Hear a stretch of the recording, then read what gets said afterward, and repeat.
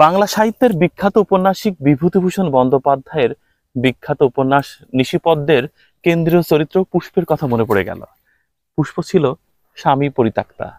ছেলে না হওয়ার অপরাধে ধূলিদগ্ধ পথে স্বামী তাকে মেরে বিতাড়িত করেছিল।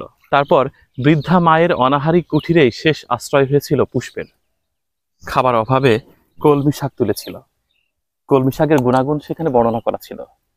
আধুনিক চিকিৎসা বিজ্ঞান বলছে কলমি শাক কোষ্ঠকাঠিন্য দূর করে, ভালো ঘুম হতে সাহায্য করে, হার্ট ভালো রাখে, রক্ত স্বল্পতা দূর করে। দেখেন, ঝিলের জলে কলমি শাক, কারোর কাছে বিলাসী খাবার, কারোর কাছে বা জীবিকার একমাত্র মাধ্যম।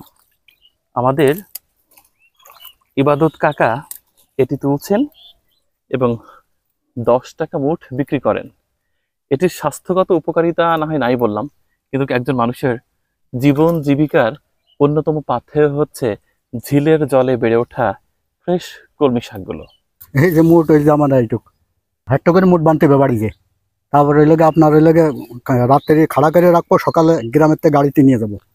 গ্রামের থেকে গাড়ি যায়, তরকারি গাড়ি, ওই গাড়িতে নিয়ে যে বিক্রি করে আসবো। এটা লোকে মাঠের তরকারি, তো এটাই ভালো।